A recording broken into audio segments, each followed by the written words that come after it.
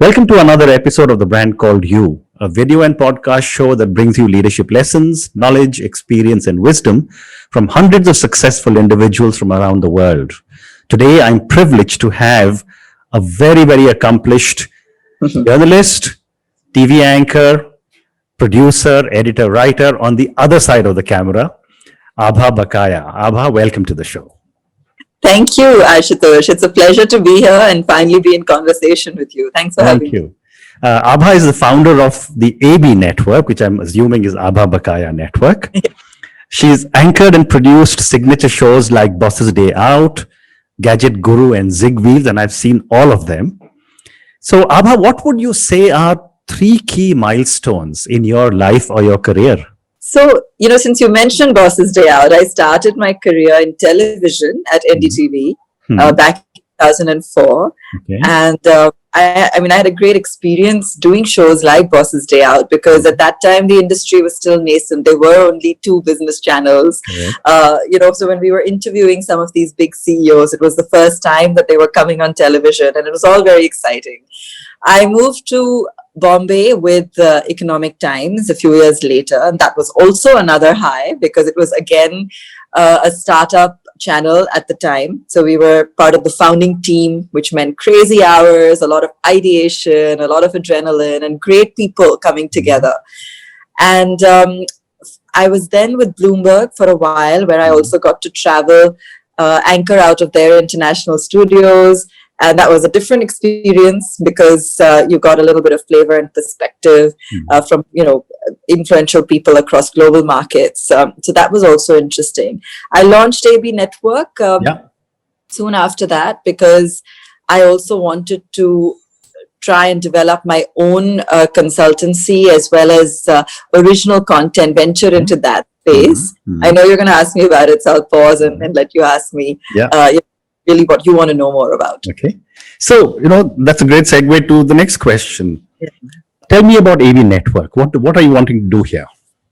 So, I'm a very sort of content creative person. I mean, of course, I've spent a large part of my career in financial news. But the other side of it, which is also the conversations, the traveling, being on ground, speaking to interesting people, creating meaningful content, that also appeals to me quite a lot. So the idea was to try and help brands and platforms create new concepts that would also be of interest to the growing millennial generation that's just digesting content at a rapid pace, that is looking for content that can be instrumental in their growth. Help them take perspectives, help them learn new things, help them grow. That was the idea. We did do a couple of initial projects, but we're still a young startup. I also at AB Network, of course, work as a consultant. So I do continue to help others in terms of content curation, events, and hosting. So that's something I do more frequently. And we continue to sort of venture and grow when it comes to the originals. So when you talk original content for the young people, help me understand what kind of content are you developing? So we are in a bit more of a niche space called, I think what you'd call maybe business entertainment or infotainment, like think Shark Tank, for example, right? Or think Bad Boy Billionaires, or I'm giving you these signature headline examples because it's easy to relate to. Sure. But most of these shows are actually produced overseas. India being the market that it is, there's a tendency for money to go more towards the big ticket entertainment items. Naturally, that has the bigger traction in mass markets. I mean, you can see the growth of something like TikTok. I know. It tells you exactly what's working. So absolutely. I think business entertainment is a more niche space. It doesn't mean that it's not one that will grow. We're already seeing more people watching documentaries. We are seeing interest in shows like Oprah's new show where she's just interviewed Obama. The Letterman show, for example, with Shah Rukh. I know, again, that's a celebrity, but it was still a platform that got some pretty good views, So I don't think that it's a space that won't grow. It's already growing, but it is going to take a little bit of time because everyone's priorities are still focused on entertainment. Very interesting. And yet I was reading somewhere that the Meghan Markle show, it bombed despite such high profile people. Interesting. I'm going to have to take a look at that, Ashutosh, and perhaps form my own judgment. Okay, fair enough. But the other thing is that I think talk shows or everyone wanting to be a voice or part of the conversation has become front and center. Yeah. So I think if you are trying to get a message across, you have to be very clear in what you're trying to achieve from that conversation. Correct. I'm not sure just bringing a celebrity on board is going to be enough anymore. It might get you the initial mileage, right? But the consumer is smarter. Absolutely. The consumer is, and also has so much choice in terms of content. So they want to know today, if I'm spending a few minutes listening to this, how can I apply it to my life? Wonderful. Why is this interesting to me? What is it that you're going to tell me that's new? Right? And how is it forward looking? I know, since we're talking talk shows, I know your gossip shows like your Karan Johar's of the world have always done well in the past. But even they have a lot of competition today. There are so many others that have, sort of joined the bandwagon. Correct. Absolutely right. So, since you are doing a lot of shows and you're producing, several shows, what does it take to curate a good show? So I think you have to be very, very clear on the concept. Right. Then, of course, you think about the platform, you think about the format, you think about, of course, who's going to be watching it, elements on the show. So if you're looking at speakers, what kind of speakers, will they work for your audience, treatment. So, and I think treatment is particularly important today because, again, you want something that's going to be attractive, especially on a digital platform, right? Television has the advantage, or broadcast has the advantage, that while people are not necessarily glued to their TVs anymore, I think if you're online and if you're switching channels, you'll tend to kind of watch something for a little bit, right? Especially if it's well promoted. But on digital, you're scrolling. You have literally 1 second to catch someone's attention. Correct. So I think treatment becomes very important. And I think people are playing a lot with short form versus long form, camera quality, text and graphics, so a lot of innovation is currently going on. Very interesting. So, if you look back, you've been in television, you've anchored programs, you've developed programs. Over the last, say, decade, I've only seen it as an observer or someone who watches or consumes media. I find there's been a huge change in media. Too many platforms competing for the advertising dollar. Too many platforms competing for the user attention. What are your thoughts on social media, OTT, apps like TikTok, which you just spoke about, and similar platforms? I think it's become very important to be relevant. At the same time, things are changing very fast.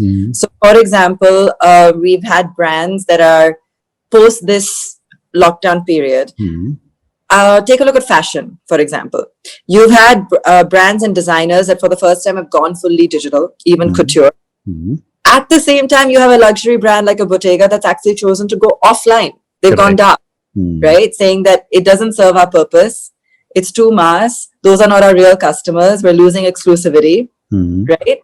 So things are evolving at a very rapid pace. The sort of big tech platforms are also constantly changing their algorithms, making it harder for you to really get that visibility unless you're either paying for it or doing something else right. Correct. So organic traction is becoming harder and harder. And honestly, the tech platforms and the way they're evolving, they really have the control here versus they're very pro user generated content. I think video is going to be really big. It already is on certain platforms. But I think sort of finding that sweet spot where you start to kind of gain that traction is going to become harder at a time when everyone is now going to be moving online. Correct. Right. So I think this leads to the advent of your MarTech, AdTech, which has been, already evolving over the last few years. People trying to figure out how to integrate with platforms and products that will help to amplify or boost whatever they're doing or whatever content they're creating online. And it's interesting. It's an unknown phase right now, Ashutosh. Some things are working, some are not, and it's constantly evolving. Very well said. So, when I look back at, say, media, when I was growing up, and I'm much older, newspaper was something which, used to be consumed as if there's no tomorrow. 6 a.m, wake up, read the newspaper. And someone like me now doesn't read the newspaper because I see most of the news online. Yeah. As someone who spent so much time on television, do you see television also going the same way as people shift to personal devices? It's a big debate. All TV channels have, of course, now got their digital platforms as they know that there's a lot of consumption there. I'm not sure the advertising has shifted to the digital platforms. Okay. I think in the Indian market, it's a perception issue, and I think there is a sense that your broadcast platforms have more reach, whereas there is a lack of certainty as to whether the reach on digital platforms is to the right audience. Okay. So in that sense, while viewing patterns have shifted, the advertising money hasn't fully shifted. Okay. There is an increase in spending online, and it's been like that the last few years. Every report you read will always say 30% increase, for the last few years. But it's still not the bigger chunk of the pie. Very interesting. Yeah. So I think it's I don't think television is redundant yet. Okay. But I agree that people are consuming their news. Also remember that everything's becoming paid for. The TV channels have become paid for. Now almost every website you're going to is becoming subscription based. Right? So people are going to start to choose and be a lot more kind of discerning as to where and how they want to consume their content. Very interesting. So, again, when you look at television, it was often been said that what we used to see on television, what we see on television mirrors what is happening in society. Yes. Earlier, what used to happen in cinema, then it was television. But now with OTT, it seems to be a free-for-all. What are your thoughts on what's going on in media? I actually, what I find even more, firstly, I definitely think it is a reflection. And there's always a debate as to, how responsible Bollywood in particular should be in shaping certain narratives. What I'm finding interesting is that the kind of content that's coming out post-COVID, it's really interesting. If you go onto OTT and just pick up like random things, how some of these narratives are changing and evolving. I definitely think they're shaped a lot more by the younger generation, millennials, Gen Z, whatever you want to call it. I like the fact that the OTTs have lent a certain freedom of expression. Correct. I think that there's, a lot more anarchy, so to say, online, which may or may not appeal to everyone. But it's nice to kind of see that so up front and center and make you see what's actually going on out there. So I think it's a brave new world.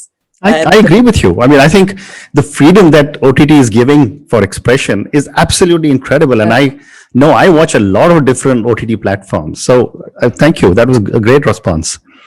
So now as you look back at yourself as a journalist and you're building an interesting channel, my question to you, Aabha, is what are the core values that you believe in? So, when you use the word journalism and values in the same sentence. I agree. I was going to ask you, but then I said I'll stay away from that. Oh, that's a tricky one, right? And I think in business news, we're kind of slightly more insulated from that conversation. But I do think as someone who's trying to create my own content or help other brands and platforms create their own content, which, by the way, I think they're a lot more amenable to doing today because everyone's now recognizing that you have to be in the content game, right? You have to be digital. You have to find a way of reaching your consumer across multiple platforms. You have to tell your story in different ways. There's finally a recognition that storytelling is becoming very important. So when I'm doing that, I think for me, the things to remember are that, like I said earlier, that the consumer is actually more knowledgeable than we think, right? So there has to be an authenticity in what you're creating. There has to be originality, of course, but also, really trying to be authentic in what you're saying, because I think that's when you'll truly resonate. And I want to resonate. I want to find the beat of the people that are actually, responsible for the way this country is growing, that are going to have an impact on how this country evolves and the kind of future that shapes up. And those are actually the youngsters, like you were saying, 20s, 30s, whether it be even in tier 2 towns, for example. There's a sea change of how people look at the entrepreneurs. Like I run a platform called Ladies Who Lead. There's so many entrepreneurs that have approached us from like Jaipur, Ahmedabad, and so many other, Pune, for example, hub of tech activity. Like there's so much going on, and these are very acute, intelligent, active young minds that are looking for answers. Interesting. And you took the words out of my mouth, because my next question was about Ladies Who Lead. Okay. So tell me about this community and what are you hoping to achieve with it? So I started this,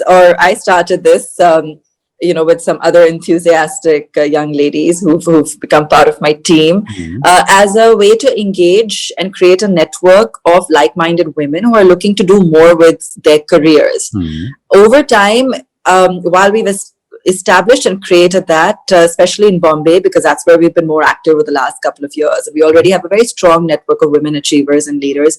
I think over time, it's also evolved into now courting the aspirational leader, who's now sort of started to kind of warm to us, seeing what we're doing, and are looking for how we can help them in terms of sharing knowledge, tools, anything that will help them to further their own personal growth, as well as help them in their businesses or career trajectory.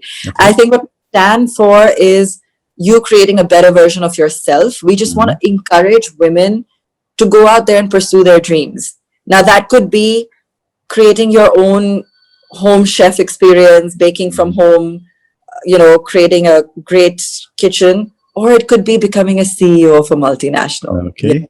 Whatever you want to do, but we're here to support you. And we also feel that, that the new generation is going to think differently, behave differently. And today, a leader doesn't have to necessarily emulate the same things that others have done in the past. So, for instance, women struggled with certain things or had certain challenges, developing their careers, in the previous few decades. And while they've left us with some great advice, at the same time, I think today we can be responsible for shaping a new narrative going forward. And what this women who Ladies Who Lead, is this a website, or how do people reach out to you? Yes, so we have a website, and you can subscribe to it as well as follow us on our social handles. We have a calendar of events that takes place through the year. Last year during COVID, of course, we switched to more online sessions. So we're back with our events, starting off in Delhi. Actually, we had one in November. Our next one is at Quorum in end of this month, which is focused on entrepreneurs in fashion and retail this time. Get a conversation going on that. So, and Bombay will kickstart as well, probably closer to April. We're also launching membership soon, so that way you can be more connected with the community and be also part of the closer knit sessions that we also do through the year. Fantastic. So, all the thousands of people who listen to us or watch us, I hope they go to Ladies Who Lead and reach out to you. So, one more question for you, Aabha, before I move to some questions for you personally. This is the age of millennials and the Gen Zs.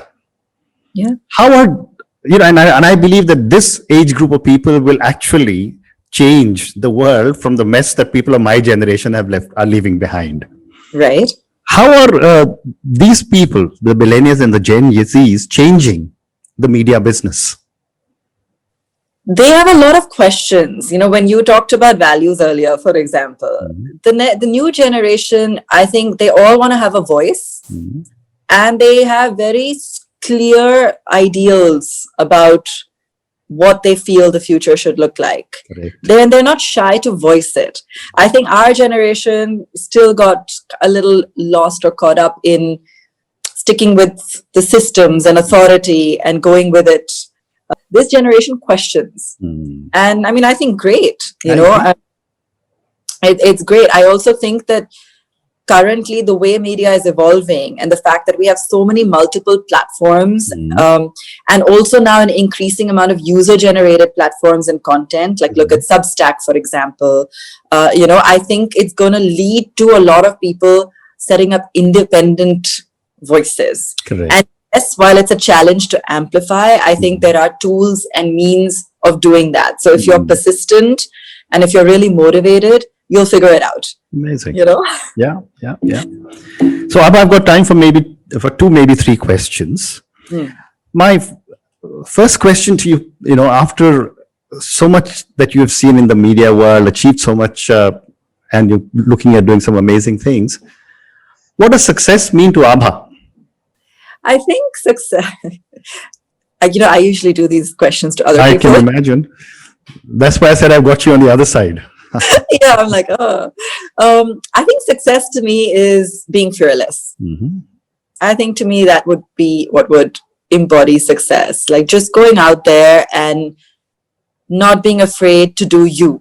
I'm not sure I've even fully done that in my career. I've probably done that better than some, but not to the extent that I'm capable of. And I think I've still got some while left in my career, so I'm still hoping to achieve. I'm sure. That. Yes, wonderful.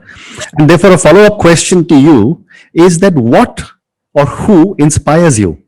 So, interestingly, a lot of people, I think, especially in my industry, they go for global examples or celebrities and things like that. But I think, again, I know it sounds repetitive, but I actually do. I meet a lot of entrepreneurs in my work, especially at my time in Bloomberg doing e-ink, Rising Stars. Like I've met a lot of people who've been going out there trying to do the impossible. And even today, when I come across an individual, whoever they may be, and wherever they may be, I could be traveling and I run into a young girl at a college in Pune and she tells me this is my dream, And I just think that ability to envision something is I just never get tired of it. I just think it's beautiful because I think until you have a dream,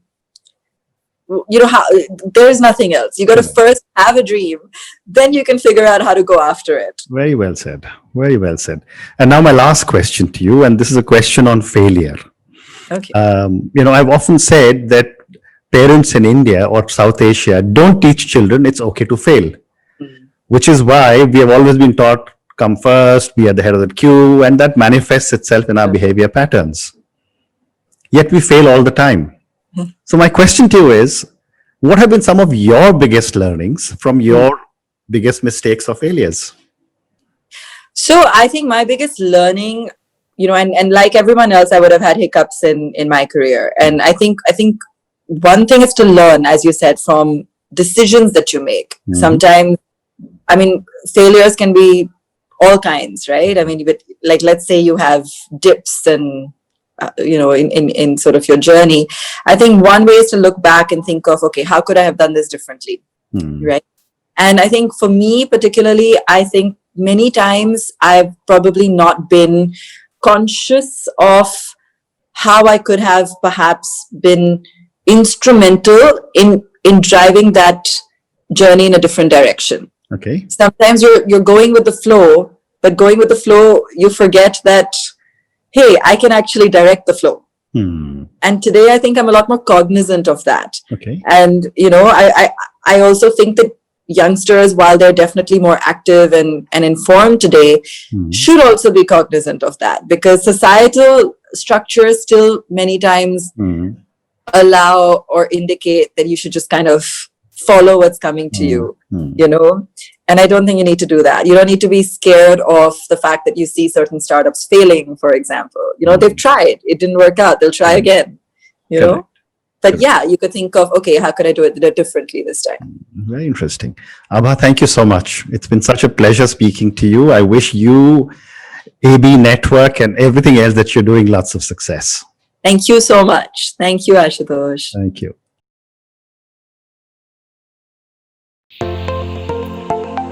Thank you for listening to the Brand Called You videocast and podcast. a platform that brings you knowledge, experience, and wisdom of hundreds of successful individuals from around the world. Do visit our website www.tbcy.in to watch and listen to the stories of many more individuals. You can also follow us on YouTube, Facebook, Instagram, and Twitter. Just search for the brand called You.